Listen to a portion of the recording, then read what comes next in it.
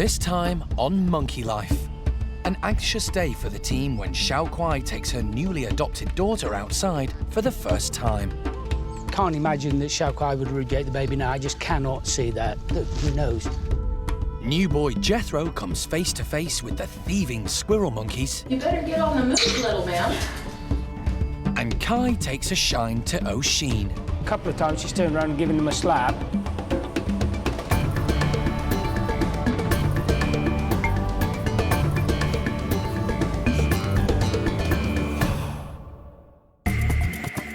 Monkey World in Dorset is the largest sanctuary of its kind on the planet.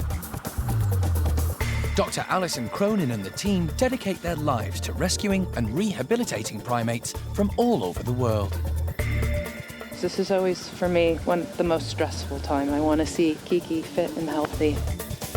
The park is home to more than 240 monkeys and apes from 18 different species.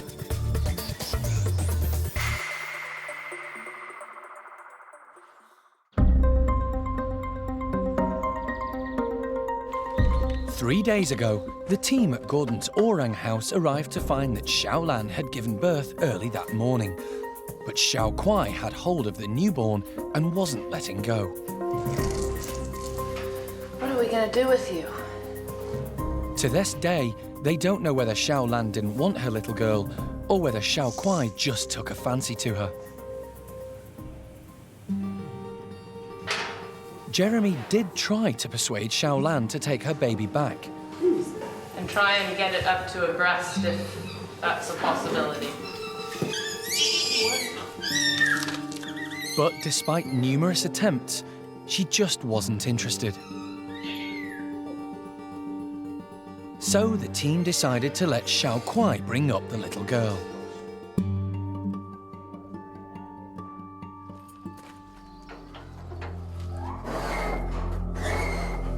Xiao Kuai has been shut in with the baby ever since, and today she's being let outside for the first time.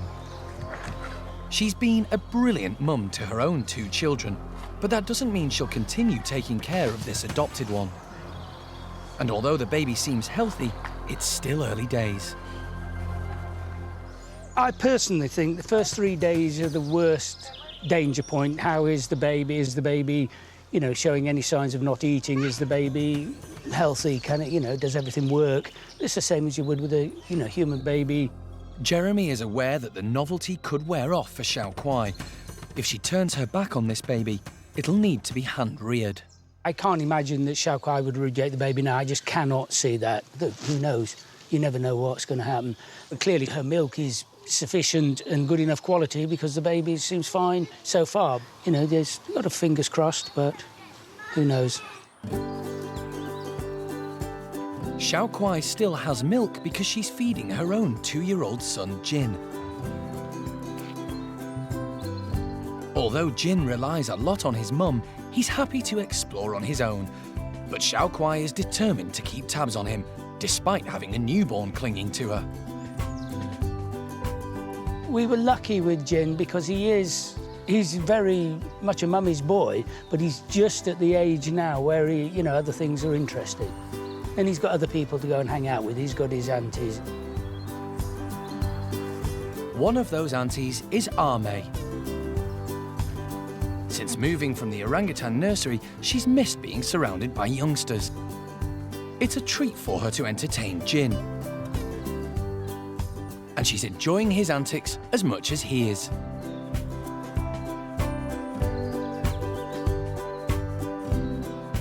He can have a life and then just come back to his mum, and he's very, very good at it. That was a big worry, and he's very tolerant of the baby.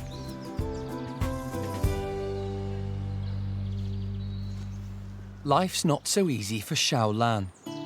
She's still recovering from the birth, and she's having nothing to do with the baby or the other orangs. Shaolan has been very low, orangs do suffer with postnatal depression, and that's just a fact, and Shaolan was suffering that way. And of course, mums that don't rear their babies suffer even worse than those that do. In the wild, Young orangs will stay close to their mums for at least 7 years and learn everything from them. But Shaolan was taken from her mum at an early age and never had that opportunity. So it wasn't entirely unexpected when she rejected her daughter. She's getting there slowly, and today letting her out, I think, is a very important step on that ladder for Shaolan to have her life back, and and just treating them as normal is the culture that they understand. It's going to take time for things to settle down, but for now, the signs are good.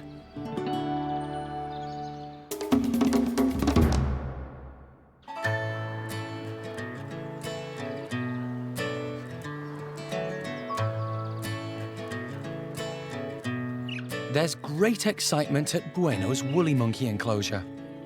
Urema may be pregnant. This will be great news for the park, as woolly monkeys are highly endangered due to hunting and habitat destruction. Hey guys! Every morning, the group are given some special cakes. No, Urema.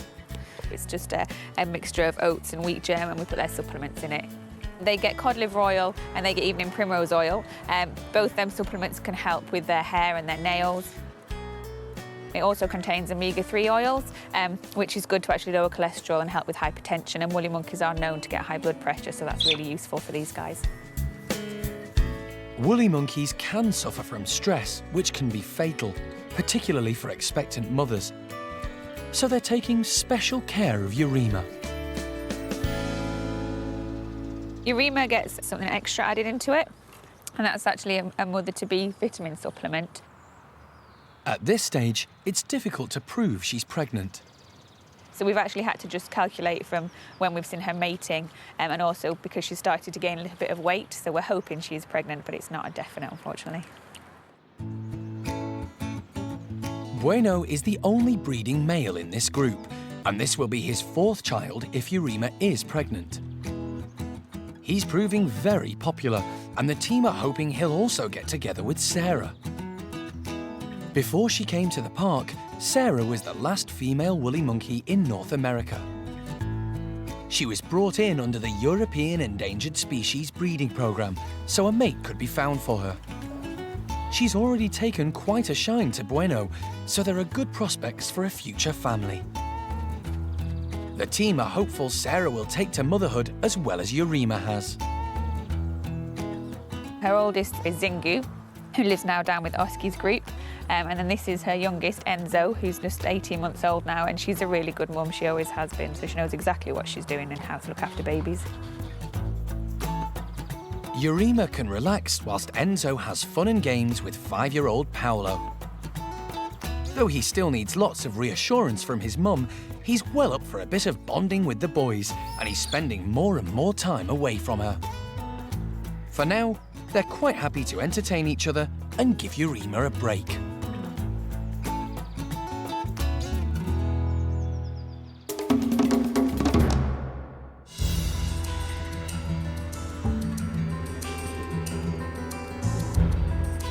At the hospital, specialist wildlife vet John Lewis and the park's vet Mike Nathan are carrying out health checks on 4 marmosets recently brought to the park. Every year, Monkey World gets asked to rehome and to take on so many common marmosets from the legal UK pet trade that it's just an overwhelming problem. 4 weeks ago, Alison and Jeremy were called in by the RSPCA and West Midlands Police to help rescue Lucky, Gizmo, Bubble and Squeak from a house in Stourbridge.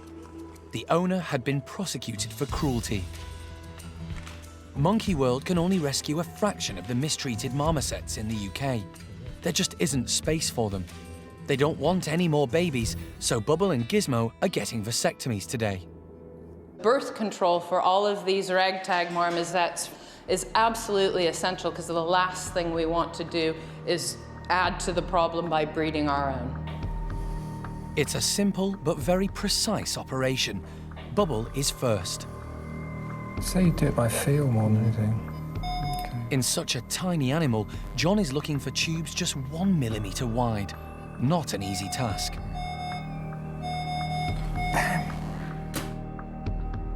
He's mistakenly caught a vein, just enough to make it bleed.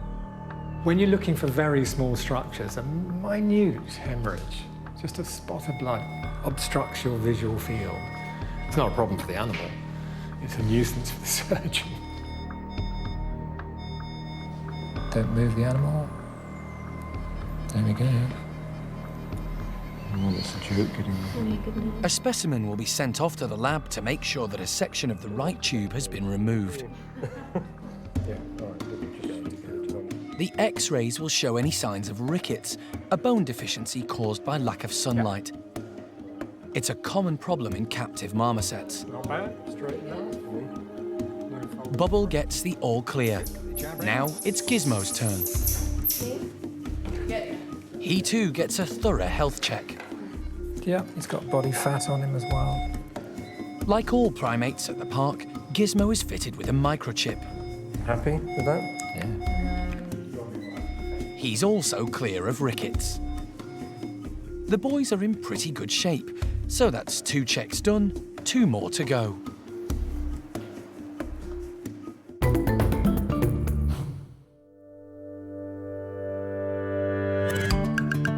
Since arriving from Somerset, Saki monkey Jethro has been living in the squirrel monkey house. His lively neighbours are getting used to the odd-looking newcomer. Hi, Fitch. And today, they'll all come face to face without the mesh between them. Jethro was brought to Monkey World when his owners could no longer keep him. When any animal arrives, then we'll watch them for a good length of time to get to know them, what they like, what they don't like, and also how they move around as well. Jethro's not so active. At 22 years old, he's an old man and showing signs of stiffness in his limbs, so they need to make some changes to the adjoining room before he goes in. The squirrel monkeys are pretty able, but just by watching Jethro, he seems to struggle a little bit more, especially with his back legs. So yeah, we're just adding a few more bits in for him.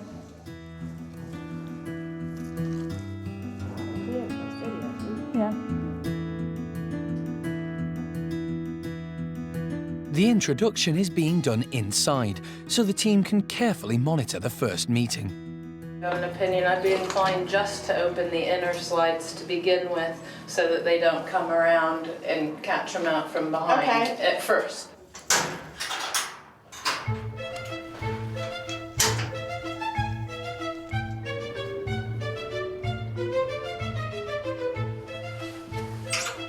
Oh, there you go. Look.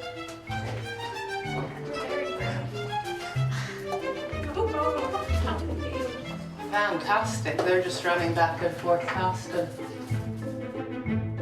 The squirrel monkeys are being very respectful of Jethro's sort of space, so they're trying to go around him, but they are going in and out of that door. Nobody's going to stop them.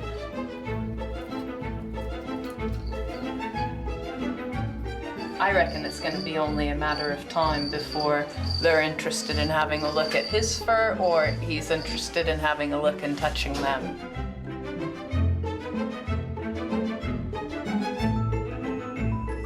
Good lad. Jethro cautiously ventures out of his own bedroom. Well done. That's very cool. And cheeky Samantha's straight into his basket. But when she heads for his food, that's a step too far. Yeah, you better get on the move, little man. Give me no food left in the net. He's shown little interest in eating since he arrived, but there's only one way to stop the girls getting his food. He's had lots of food around him and he's just kind of picked it as and when. But now suddenly the squirrel monkeys have come in and they're sort of raiding his food bowls. And now he's suddenly really hungry and he's eating everything from his bowl. Topsy decides the new boy's too big to annoy. And Fidget's keeping a low profile. He's minding his own business and ignoring the newcomer. An uneventful introduction is really the best we could have asked for, and they can get to know each other slowly, and hopefully we'll spend the rest of today together, and if all's good, we can leave it overnight, and that's it done. It's just really nice that Jethro has some other primates that he's living with now, so really pleased so far.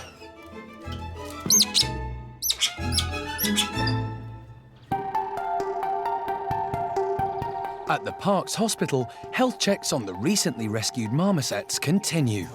It's the turn of the two females. Female marmoset who feels pregnant. I think she's pregnant. Because they've been living with the two boys, Alison and Jeremy are convinced they must have mated. John will need to handle them carefully. If she was very late pregnant, about to give birth, I wouldn't want to grab her and stress her to that extent. That could cause a premature birth. Squeak seems to be in good health, but are Alison and Jeremy right? Is she pregnant? An X-ray should reveal all.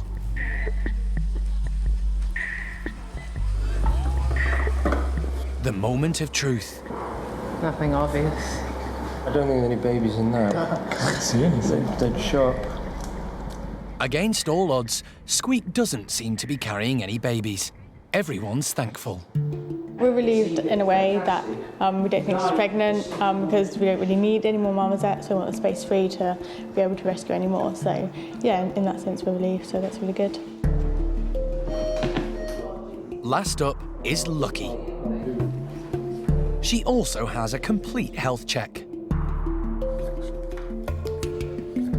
Okay, she can go for X-ray, Mike. No, that's good. You can wake her up.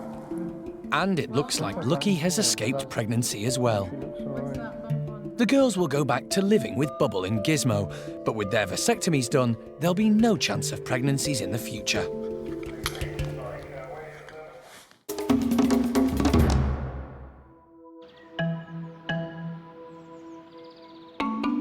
At the Orang Nursery, newcomer Kai is settling in well.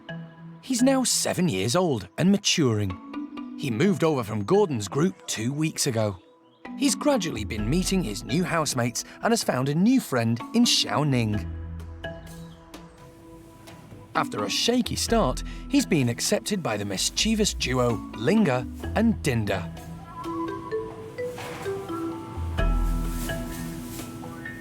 It's now time for him to meet the rest of the nursery gang.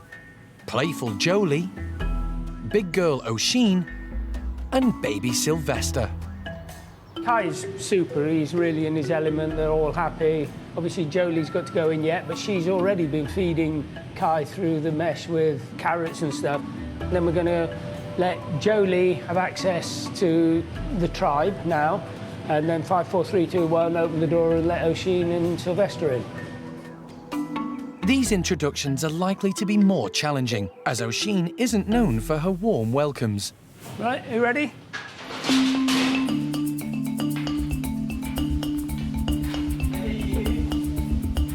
Jolie and Kai waste no time in getting acquainted. The team are so pleased with the way this meeting is going that they decide to get straight on with the introduction to Oshine and Sylvester, who are waiting in the playroom, unaware of what's about to happen.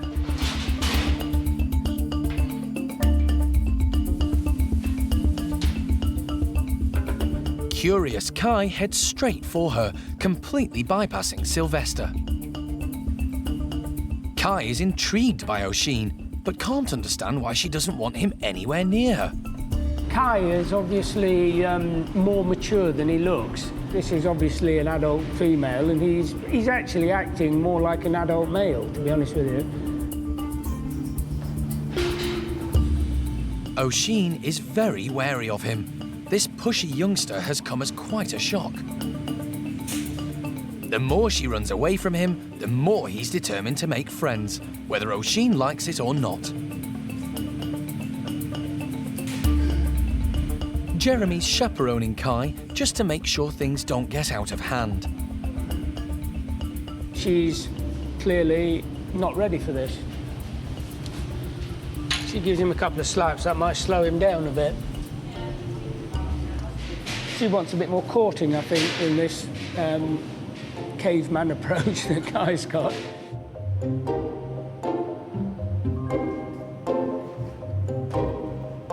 Jolie comes to the rescue and distracts Kai. Oshine is worn out by it all.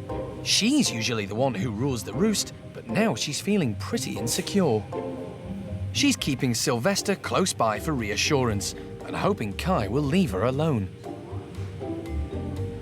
But no chance. He's not giving up. In general, she's not really a touchy-feely sort of person. And, you know, Kai being very interested in her wants contact, and she doesn't. A couple of times she's turned around and given him a slap. That will establish the place where he's got to be, because she does that a couple more times, and hopefully he'll realise that playing with the little ones is going to be more fun than this grumpy old, although fascinating, morphic blob that's all of a sudden in his space. I think everybody except for Oshine thinks he's great, and they just want to play with him and hang out with him. And you know, he is actually playing nicely. He's not got any favouritism happening, and he's not being too rough, and he's actually being very, very considerate.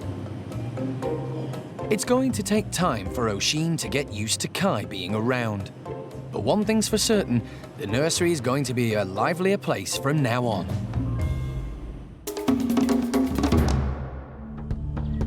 Next time on Monkey Life. Alison responds to an urgent call from the RSPCA. Today's an emergency situation, and we just have to hope that everything's going to be okay for the monkey that we haven't even seen or met yet. And will Kai be able to cope without his mum? He's got all these young ladies to play with and all the, you know, it's a nice place to be.